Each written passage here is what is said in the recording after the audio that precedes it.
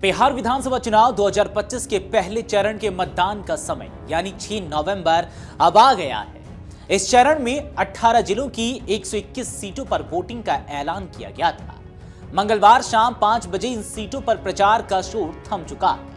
अब उम्मीदवारों की उम्मीदें मतदाताओं के ऊपर टिकी हैं, जो अपने वोट से यह तय करेंगे कि आने वाले 5 सालों में बिहार की बागडोर किसके हाथों में होगी। इस चरण में कई ऐसी सीटें हैं जो राजनीतिक रूप से बेहद हाई प्रोफाइल रही हैं। कुछ सीटों पर पारिवारिक प्रतिष्ठा दांव पर है, तो कुछ पर नए चेहरों और नए राजनीतिक समीकरणों की परीक्षा है। ऐसे में आइए जानते हैं पहले चरण की 10 सबसे चर्चित सीटों के बारे में। सबसे पहले बातचीत करेंगे राघोपुर विधानसभा सीट के बारे में। राघोपुर सीट पर इस बार भी सबकी नजरें टिकी हैं। यहां से राजद नेता और महागठबंधन के मुख्यमंत्री पद के चेहरे तेजस्वी यादव मैदान में है। तेजस्वी ने अपने राजनीतिक करियर की शुरुआत इसी सीट से की थी और अब 2015 और 2020 दोनों चुनावों में जीत दर्ज की थी। भाजपा ने इस बार सतीश कुमार पर भरोसा जताया है, जो 2010 में राबड़ी देवी को हराकर सुर्खियों में आए थे। जनसुराज ने चंचल कुमार को उम्मीदवार बनाया। यह सीट लालू परिवार की प्रतिष्ठा से जुड़ी होने के कारण बेहद महत्वपूर्ण है। इसके बाद आता है तारापुर विधानसभा सीट। तारापुर सीट इस बार उप मुख्यमंत्री सम्राट चौधरी के कारण चर्चा में है। पूर्व में परबत्ता से विधायक रहे सम्राट अब भाजपा के टिकट पर यहां उतरे हैं। उनका मुकाबला राजद के अरुण कुमार से है। यह लड़ाई सत्ता पक्ष और महागठबंधन दोनों की साख का सवाल बन चुकी है। तीसरी विधानसभा लखीसराय से भाजपा के दिग्गज नेता और राज्य के उप मुख्यमंत्री विजय कुमार सिन्हा एक बार फिर चुनावी मैदान में हैं। वे 2005 से लेकर अब तक इस सीट पर मजबूत पकड़ बनाए हुए हैं। हालांकि 2005 अक्टूबर में उन्हें हार का सामना करना पड़ा था। इस बार उनका सामना कांग्रेस के अमरीश कुमार से है। यह मुकाबला भाजपा बनाम महागठबंधन की रणनीति की सीधी परीक्षा है। चौथी सीट मोकामा विधानसभा सीट, जो आजकल खूब सुर्खियों में भी है। मोकामा इस बार सुर्खियों में इसलिए है क्योंकि जदयू उम्मीदवार और बाहुबली छवि वाले अनंत सिंह चर्चा के केंद्र में है।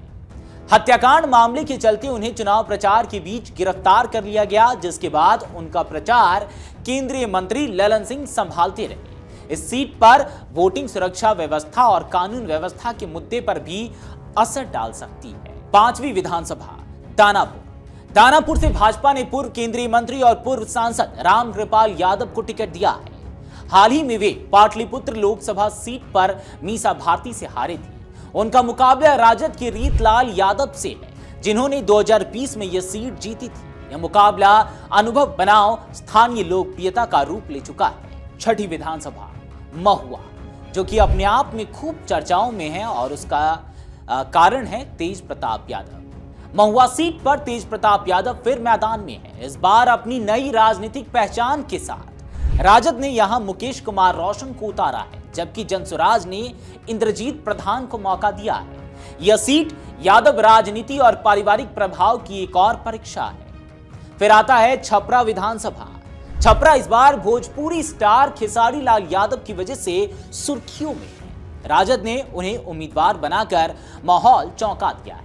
उनके सामने भाजपा की छोटी कुमारी और जनसुराज के जयप्रकाश सिंह। कुल 10 उम्मीदवार मैदान में हैं, पर मुकाबला 3 कोणीय माना जा रहा है। इसके बाद 8वें नंबर पर है अलीनगर विधानसभा। अलीनगर में भाजपा ने लोक गायिका मैथिली ठाकुर को उतारा है। उनके सामने राजद के विनोद मिश्रा और जनसुराज के विप्लव चौधरी हैं। यह सीट युवाओं और पहली बार वोट देने वालों के रुझान की परीक्षा भी मानी जा रही है। 9वीं विधानसभा, जिसके बारे में हम आपको बताने जा रहे हैं और जो खूब सुर्खियों में है, वो है रघुनाथपुर। सीवान की यह सीट शहाबुद्दीन परिवार की राजनीति से जुड़ी है। राजद ने यहां बाहुबली शहाबुद्दीन के बेटे ओसामा शहाब को टिकट दिया है। मुकाबला जदयू के विकास कुमार सिंह से है। यहां के सामाजिक समीकरण इस मुकाबले को दिलचस्प बनाते हैं। आखिरी विधानसभा सीट जो खूब सुर्खियों में है पहले चरण के मतदान को लेकर, वो है गरखा विधानसभा। गरखा में लोजपा रामविलास सुप्रीमो चिराग पासवान के भांजे सीमांत मृणाल पहली बार चुनाव लड़ रहे हैं। उनके सामने राजद के मौजूदा विधायक सुरेंद्र राम हैं। जनसुराज ने मनोहर कुमार राम को उतारा है। यह सीट पासवान राजनीति के नए अध्याय की परख भी बनेगी। मतदाता फैसला करेंगे कि पारिवारिक विरासत जीतेगी या नए समीकरण। बिहार की राजनीति में पहला चरण बेहद निर्णायक माना जा रहा है।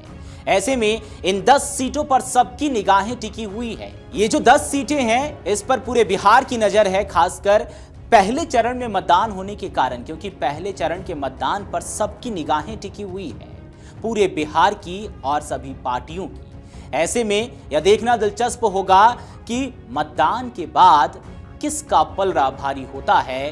क्या पारिवारिक और पार्टियों की जो साख है, वो जो दांव पर लगी है, कौन बचाने में कामयाब हो पाता है और कौन नहीं।